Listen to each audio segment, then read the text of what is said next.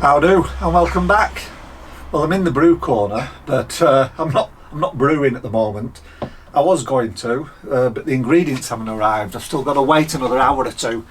I'm actually going to be putting on a mead today because I haven't brewed one in a long while, and I do like a mead. So I thought if I put one on now, it should be ready for autumn time. So that's what I'm going to do. But the honey hasn't arrived. I've ordered 2 kilogram of honey, and it's not arrived yet. So it's a couple of hours off before it turns up, and then I can do my mead.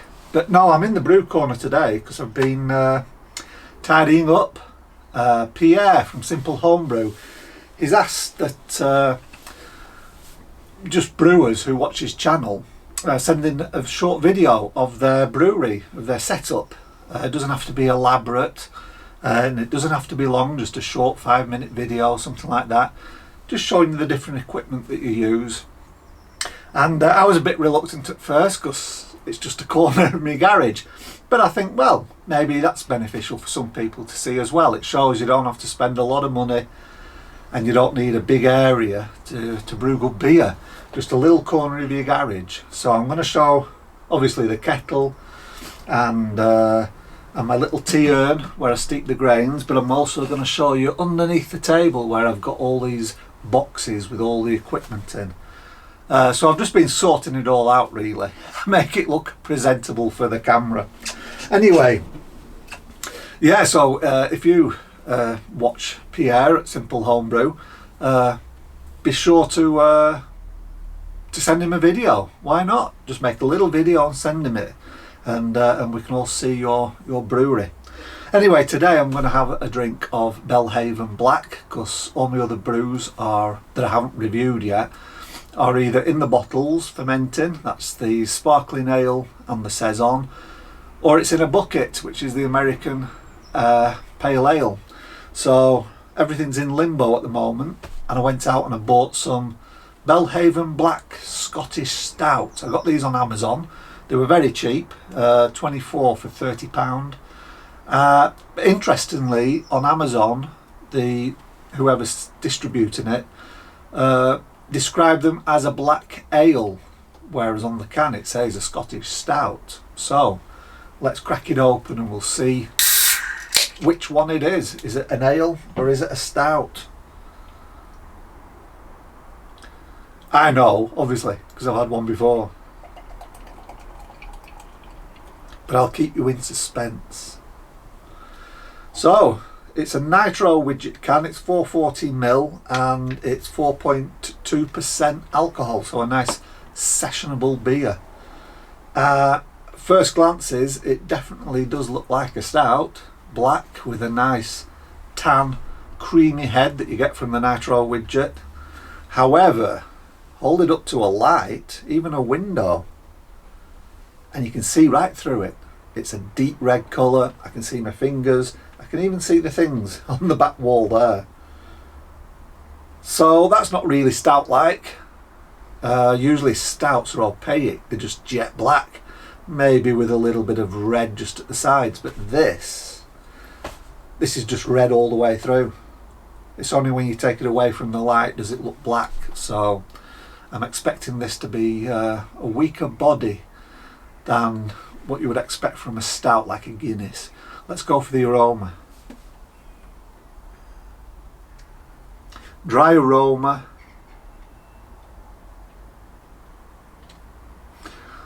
But there's not much aroma at all. And it's got an aroma that matches one of its flavours, which is tannin, like a tea tannin. Yeah, that's pretty much the dominant aroma.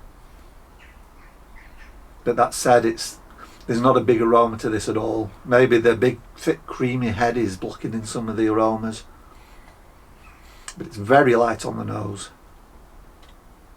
Right, I'm diving in. Let's take a taste. Cheers.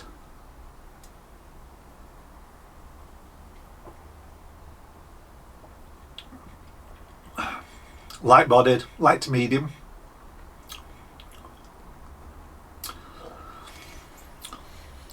Little bit of roastiness, little bit of chocolate. There's some sweetness there though. Let me have another go.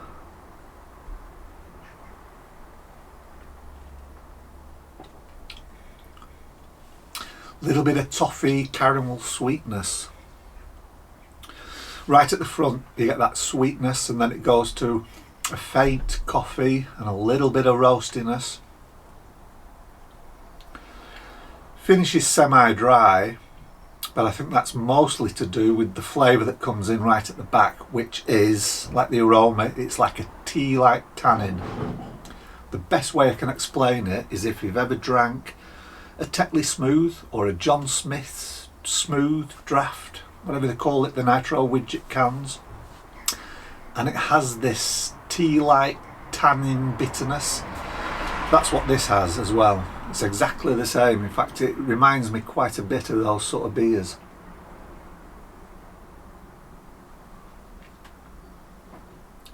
And it's got the same sort of watery mouthfeel that they have as well. So it's watery, light to medium bodied, sweet up front with some toffee, caramel. Then it goes to a chocolate, slight roastiness, and then that tea-like tannin at the back, which gives it sort of like a dry finish, but it's semi-dry really. It's not bad.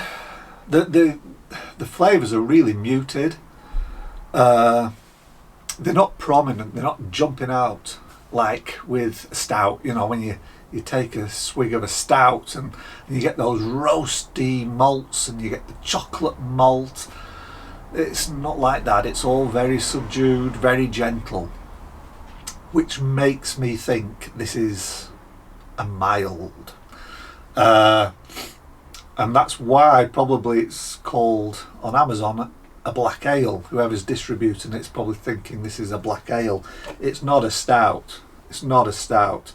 Unless in Scotland, Scottish stout is code word for mild, because no one calls the milds anymore. In fact, not many brewers brew a mild. Used to be Britain's most popular beer. From the Victorian times right through until the end of the Second World War, mild was number one. But then it fell out of fashion after the Second World War. Bitter took over. And then, of course, in the 70s, we joined the European market, a lot of influx of German and Dutch lagers, and then lager took the ascendancy, probably late 80s, 90s, and knocked bitter off the top spot. Over that time period, there was less and less interest in mild. It was seen as an old-fashioned drink, and so not many brewers brewed a mild anymore. However, I think there was a bit of a renaissance about 10 years ago. Some of the small craft breweries, the micro breweries, they started to make a mild, but because of the connotations of that name, you know, reminding me people of their granddads in the snug at the pub with a flat cap on and all this, they marketed it under different names. For example, like a black ale, and in fact Banks's mild. Now Banks is another sort of like cheap budget price ale. It comes from the Midlands, and they pretty much just do two beers now, an amber, which is like a bitter, and a mild. But I've heard from my landlord that they've actually changed the name of the mild now, and they're calling it Banks's Original, which of course it would have been in the Victorian times. If you're setting up a brewery, the first beer you're going to brew is going to be a mild, because it was the number one bestseller of the day. So they've changed Banks's Mild to Banks's Original, and a lot of brewers now won't use the term mild. My local brewery, Thwaites, I don't think they do one now. They had a nutty black, which they called a black ale. I still think they do a mild though. I still think they've got one on draft. On draft I think it's called, or cask, I think it's called mild, but on the tap it's called a black ale. Yeah, so I think definitely this is a mild. Absolutely no question. Is it a good mild? Not really, but it's a budget mild, just over £1 a tin. and it does have a lot of qualities of the budget bitters like your John Smiths and your Tetleys. So I wouldn't buy it again, to be honest, and I wouldn't rush out and seek it out if I was you. There's a lot better miles than this, but it's quaffable at 4.2%.